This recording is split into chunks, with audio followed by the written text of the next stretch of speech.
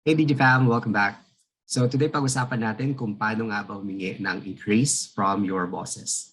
So just to share a story, I'm a member of this Facebook group and I answered this exact question, how to ask for an increase. And of course, I gave some tips and suggestions there and maraming nag-comment. They're saying na thankful sila kasi nga they were exactly looking for those tips. So I realized na marami pa sa atin siguro ang hindi aware or familiar on how to ask for an increase. So that's why I decided to create this video today. So, syempre, nagtataas na lahat ng mga presyo ng mga basic needs natin ngayon. And you would expect na tataas din yung sweldo natin, correct? Unfortunately, it doesn't work that way. So maraming factors involved sa pagtaas ng sweldo ng mga workers. And sometimes you even have to ask for it before it happens.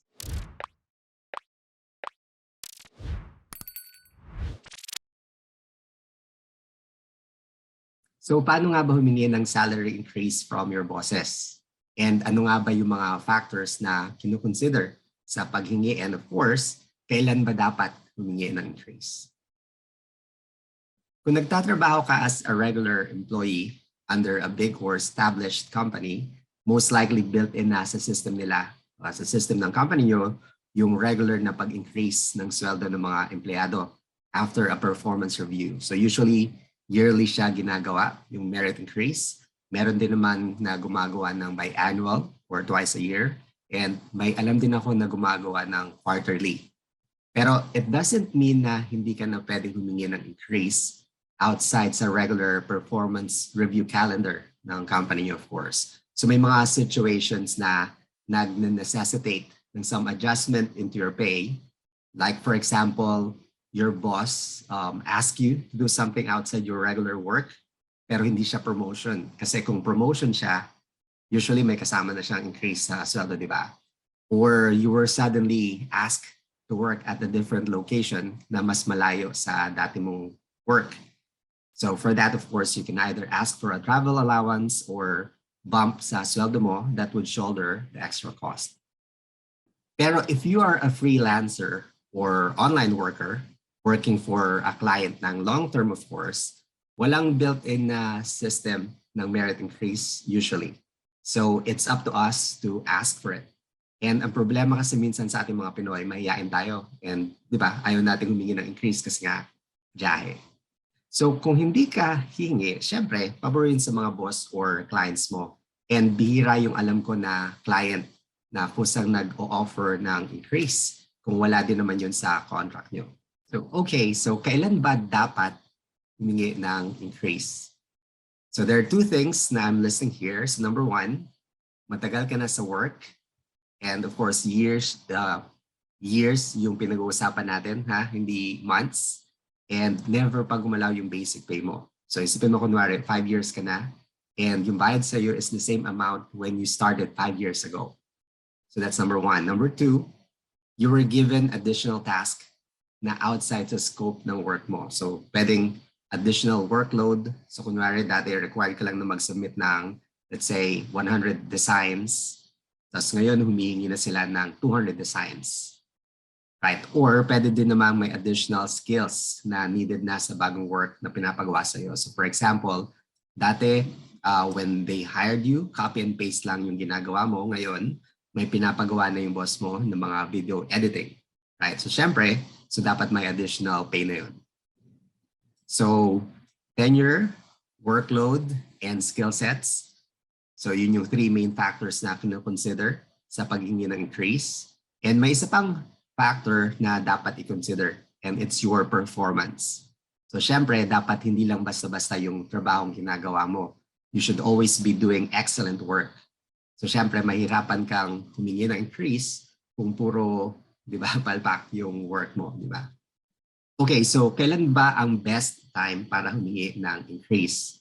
So technically, kahit kailan pwede siya, pero may mga timings na kapag doon sa mga hours na yun ka humingi ng increase, mas mataas yung chance mo na umoo yung mga clients or bosses mo.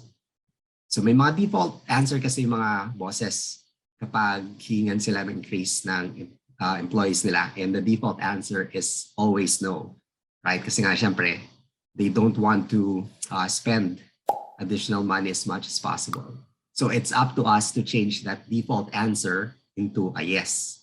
And kasama nga doon yung paghahanap ng perfect timing. So ito yung mga ilang tips. Again, not 100% guaranteed, pero it will increase your chance. So number one, so work anniversary mo. So I would say this would give you, more or less plus 1% chance. So not that much, pero still, diba, that's going to increase your chances of your boss saying yes. Okay, number two, may mga events that make your clients happy. So, syempre, pag happy yung clients mo, mas malaki yung chance mo that they would say yes to you. And examples nun kapag, let's say, nakapag-close sila ng isang malaking deal. Diba? For example, yung boss mo, nasa sales sila, they close a big deal. So, siguro that would give you about 5%, additional 5% chance. Another time na masaya yung mga bosses mo, for example, anniversary, right? Anniversary ng company nyo. So that's not going to give a very big increase or additional chances, siguro mga plus 2%, di ba? Pero that's still going to increase your chances.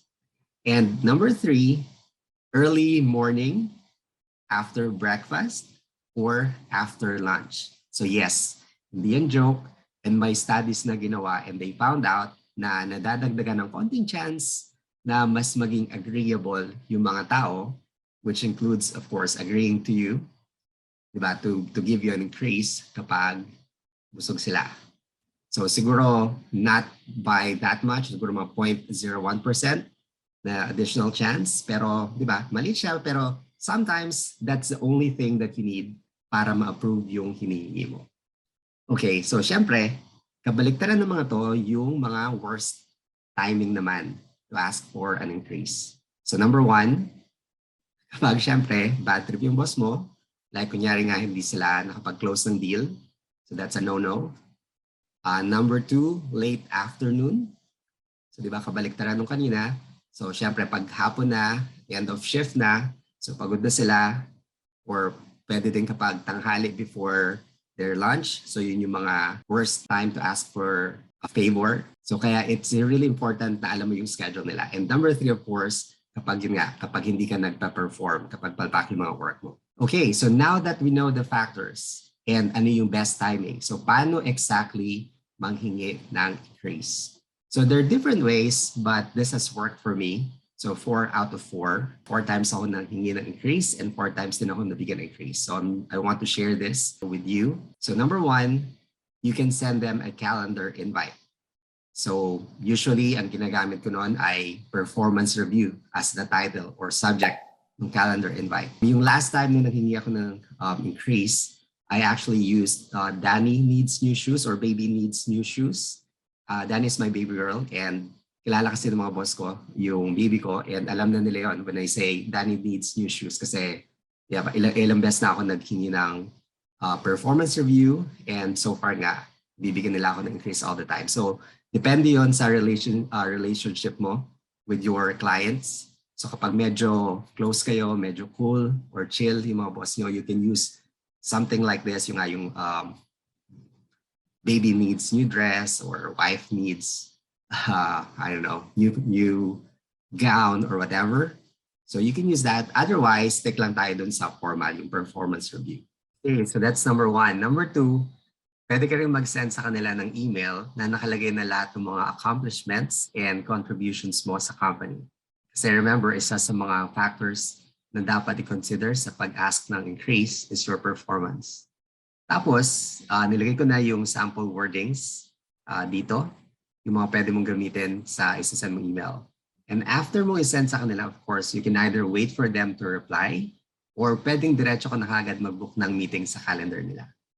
Okay, number three, if they do agree to meet with you, of course, you need to be prepared. So isipin mo na kung magkano yung fair na amount ng increase na i-ask mo sa kanila. So of course, for freelancers, usually diba, you're paid by the hour. So let's say you're thinking of $2 as the fair increase. So when you ask them for the increase, you don't ask for $2. You ask them for 3, you ask them for 4, you can even ask them for 5 or anything higher. Kasi ang tendency niya when you ask them, tatawad sila, most likely, right? So of course, at least kapag tinawaran nila ng mas mababa, you're still going to get yung what you think is fair na amount. Aside from that, be ready rin sa mga possible nilang questions sa'yo. So yung mga possible na questions or usual, the questions na tinatanong nila is ano pa yung iba mong pwedeng gawin for the company. Okay, number 4, sometimes they will offer you less than what you think is fair. So dun sa example natin kanina, so when you believe 2 yung fair amount, sometimes they're still not going to give that. Pwede ka syempre makipag-bargain, makipag-haggle, pero at the end of the day, any amount of increase is better than nothing. Okay, so you still need to be thankful. And lastly, of course, may mga times talaga na hindi sila magbibigay ng increase for different reasons. So one possible reason is, di ba, hindi kumita yung company. So of course, given na since hindi kumita yung company, they won't be able, di ba, they don't have the capacity to give increases. So be prepared na rin. So be prepared mentally and emotionally. And of course, don't forget to ask them before you end the meeting, ask them what you can do to deserve the increase that you're asking for. Para sa susunod, alam mo na yung mga dapat mong gawin to deserve it. And the next time that you meet, you can tell them that, okay, so diba, remember yung last meeting natin, you asked me to do this and I was able to accomplish it. Okay, so that's the end of our video. Hope you find it useful.